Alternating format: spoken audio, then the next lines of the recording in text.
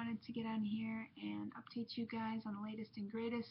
You might not have expected to see me so soon after my last video, but Adam and I were able to get in to see the RE for a follow-up yesterday, and I wanted to share, what we talked about. So basically, she went through everything they had on file for me in terms of my medical history and my infertility diagnosis, and then talked about the last 3 IUI cycles, kind of what we did, what worked, what didn't, and basically it just said, so if you wanted to do a 4th IUI, I would definitely be okay with that. I definitely recommend doing the Femara letrozole, and then my husband piped up and said, what about IVF?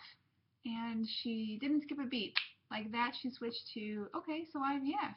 And she had this printout of paperwork ready to go. She handed it to us. She reviewed everything with us and gave us all of the pros and cons, everything that would be involved, everything that would be demanded of us,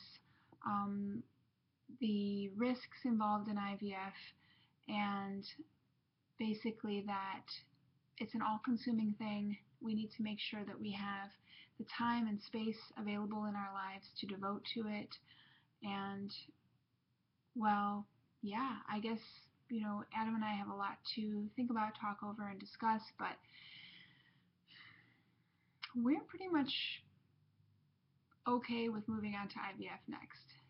It's going to be like 4 months from now because of the fact that I need to be covered by FMLA to take maternity leave, but that's really the only thing that's holding us back.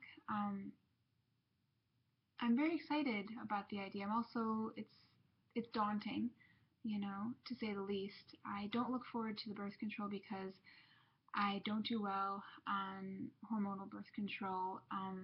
It makes me completely nuts, and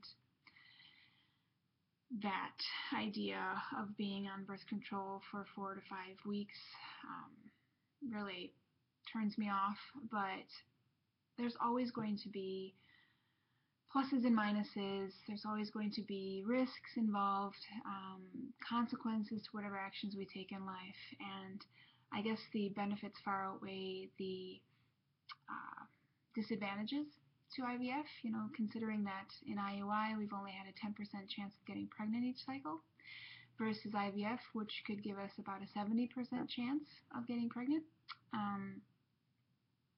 We don't have the luxury of time, seeing as I've just turned 38. My birthday was December 6th. It was a fabulous day, and I'm embracing the age that I am, but as far as getting pregnant, it's less conducive, let's just say. So the sooner the better with these things, retrieving eggs when I'm younger, not older. And the other amazing thing is that on our current insurance, we have full coverage, and I mean full coverage for an IVF cycle. And why wouldn't we take advantage of that? I mean, it's like a mini miracle. So that would be come springtime. I think we'd be giving them a call back and letting them know that we're ready to move forward with IVF and take it from there. I'm glad that we're giving ourselves this time to get ourselves together, get organized about it, and be in a stable place in our lives to take on something like IVF. Also, my job is kind of an unknown. I don't know what it's going to look and feel like on a daily basis. I don't know how much overtime is going to be asked of me, and I need to make sure that I'm really successful in my job before I take on something like IVF, which could impact my job performance given all the appointments, all of the medications, all the poking and prodding that goes on during the process. That's one of my biggest fears, is how is it going to impact my job performance? How is it going to impact my relationship with my boss? I may not have the luxury that some of you have had of telling my boss that I'm going through an infertility treatment, because it just all depends on how comfortable I am in that relationship and how much I feel that we can talk about these kinds of personal things. So that would be, the ideal scenario, that I'd be able to give her the heads up and say, listen, I'm going to be a hormonal wreck for the next 2 months, and here's why. And, if I'm coming in a little past 9 a.m. on a few mornings next month, then this is why. And if I suddenly have to call in sick, this is why. And, those kinds of things. So that will be the best case scenario. But if that's not the case, I'll deal with it the best that I can. Adam and I went out to eat after our appointment, and we sat down and just kind of talked about everything and anything that was on our minds, kind of off the cuff, initial reactions to our conversation with the RE. And we both agreed that this is really the best bet for us right now. We've tried the IUI route. It didn't work, and we don't have the luxury of time. There's always going to be pros and cons to whatever choice we make in this journey. And if I were 28, not 38, then yeah, we could be like, oh, let's take a year and just see how we go, and revisit it then, and let's stop charting, and let's stop temping, and let's just live life and not worry about it. But we don't have that luxury, and we need to be here now where we are in our lives. And I'd rather we take advantage of the situation that we do have presented to us, just kind of go all in and give it everything that we have, and know that we've done everything absolutely possible at that point.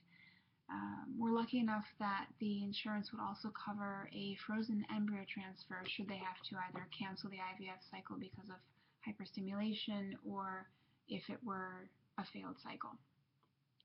And they also would be able to cover freezing the embryos to a certain point in time. As long as I'm undergoing infertility treatments, they can keep those embryos on ice, and then we can choose to pay out of pocket past that point if we want to keep them frozen. So I mean, it's just awesome, and it's really exciting, and I feel like it's being offered to us because this is what we need. And I think that life does eventually get to giving us what it is that we need and want. It's just not going to happen on our time, but I think that it does happen. We get what we need. We get what we want for the most part out of our lives, and it doesn't give us more than we can handle. So that's where I'm at today with it. I will keep you all posted as we go through the process of making this important decision, and as I start my new career and may have to revisit some of this, I will definitely try to get on here and let you know, so I won't be a total stranger. And of course, I'll be following all of your journeys, as I always do, and rooting you on from the sidelines. I just love seeing all of the success stories, seeing all of the strength for those of you who are still struggling, dealing with losses, dealing with failed cycles. Just got to get back on that horse and keep riding, and just never give up hope. Never lose sight of what the ultimate goal is, to be a parent, to have a family of your own. And I think that that's a dream worth fighting for, with everything that we've got and all the resources that we have at our disposal. So that's my rant for today. Thank you everyone for all your sweet and kind comments from my last video. I love you guys to death. You're awesome, and I just am so, I don't know, it's just so heartwarming to know that you guys are there for me, and that you'll be there as my cheerleaders and my support as I go through this next chapter in my life. So I look forward to sharing it with you all as we go forward, and until then, just want to wish you all the very best, and may 2015 be our best year yet. Bye for now.